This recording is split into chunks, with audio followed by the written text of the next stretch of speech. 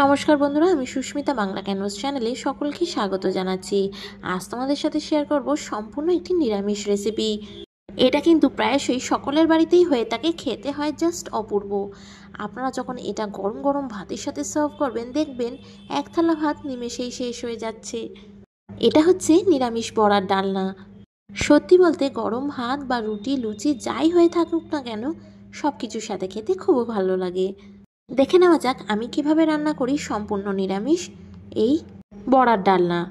আমি এখানে 2 কাপ মতো ছোলার ডাল ভিজিয়ে দিয়েছি। এরকম জলে আপনারা হোল নাইট ভিজিয়ে রাখতে পারেন, আবার আপনারা চাইলে এটাকে গরম জলেও ভিজিয়ে রাখতে পারেন। এরকম গরম জল দিয়ে যদি আপনারা ডালটাকে ভিজিয়ে রাখতে পারেন, তাহলে 1 থেকে 1.5 ঘন্টার মধ্যেই খুব ভালোভাবে নরম হয়ে যায় ডালটা। আপনাদের ইচ্ছে হলে সারা রাতও ভিজিয়ে রাখতে পারেন। এবার ডালটাকে আমি মিহি পেস্ট তৈরি করে নেব। মিক্সিং গ্রাইন্ডারে ডালটা পুরোই দিয়ে দিয়েছি।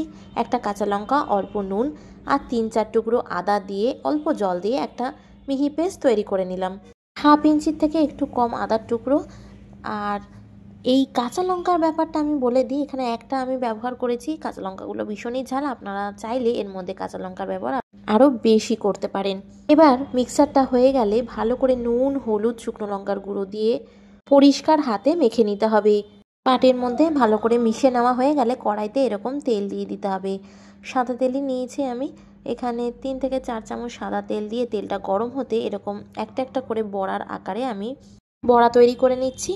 এইভাবেই বড়াগুলোকে একটা একটা করে ছেড়ে দিতে হবে গরম তেলে।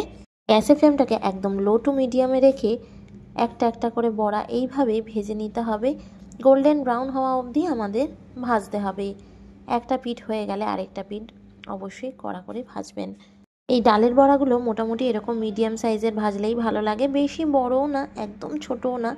এইভাবে ব্যাচ ওয়াইজ আমি একটা ব্যাচ হয়ে যাওয়ার পরে সেকেন্ড ব্যাচে এরকমভাবে আরও 6-7টা বড়া ভেজে নিচ্ছি। আর এক সাইড হয়ে গেলে আরেকটা সাইড এইভাবে লাল লাল করে ভেজে নেব। বড়ার সাইজগুলো খুব বেশি ছোটও না, খুব বেশি বড়ও না, মাঝারি সাইজ। আপনারা আপনাদের ইচ্ছে মতো যতটা আপনাদের ভালো লাগে যে সাইজটা, সেই সাইজে বড়াগুলোকে ভেজে নেবেন। আমার বড়া ভাজা হয়ে গেছে, একটা পাত্রে তুলে নিয়েছি। এইভাবে ভেজে নেওয়া বড়াগুলো একটা বাটির মধ্যে রেখে দিলাম। এবার সেম তেলে ফোড়নে দিয়ে দিলাম একটা শুকনো লঙ্কা, সেটাকে ফাটিয়ে দিয়েছি। এবার শুকনো লঙ্কাটা হালকা ভাজা ভাজা হয়ে গেলে এর মধ্যে 1 চামচ মতো সাদা জিরে আর সাথে 2টো এলাচ, দারচিনি স্টিক, একটা তেজপাতা আর 3টে লবঙ্গ দিয়ে ভালো করে সমস্তটা ভেজে নিচ্ছি। জিরে, তেজপাতা, লবঙ্গ, শুকনো লঙ্কা আর সাদা জিরে 30 সেকেন্ড মতো ভেজে নেওয়ার পর এর মধ্যে দিয়ে দিলাম আমি আলু। এখানে আমি 2টো বড় সাইজের আলু ব্যবহার করেছি। এরকম ডুমো ডুমো সাইজ করে কেটে নিয়েছি। অল্প নুন আর অল্প হলুদ গুঁড়ো দিয়ে খুব ভালো করে আমি মিডিয়াম টু লো ফ্লেমে ভেজে নিচ্ছি। আর সাথে কিছু গুঁড়ো মশলা অ্যাড করে দিচ্ছি। শুকনো লঙ্কার গুঁড়ো, কাশ্মীরি লঙ্কার গুঁড়ো, ধনের গুঁড়ো, আর দিয়ে দেব ডাল ভেজানো জলটা। দিয়ে ভালো করে আলুটাকে মশলার সাথে কষিয়ে নিচ্ছি সময় নিয়ে। একদম মিডিয়াম আছে মিনিট 2 সময় ধরে সব মশলাগুলোকে খুব ভালো করে কষিয়ে নিচ্ছি। আর এখানে দিয়ে দিচ্ছি একটা অল্প আদা, মানে 1/2 ইঞ্চি মতো, সেটাকে আমি গ্রেট করে দিয়ে দিচ্ছি। আদার গন্ধটা কিন্তু এই রান্নায় দারুণ ভালো লাগে। সব কিছুকে খুব ভালো করে সময় নিয়ে কষিয়ে নিতে হবে। আর ডাল ভেজানো জল যেটা রেসিডিউ ছিল সেটাও আমি দিয়ে দিলাম। মশলাটাকে মিনিট 3 সময় ধরে খুব ভালো করে কষিয়ে নিতে হবে।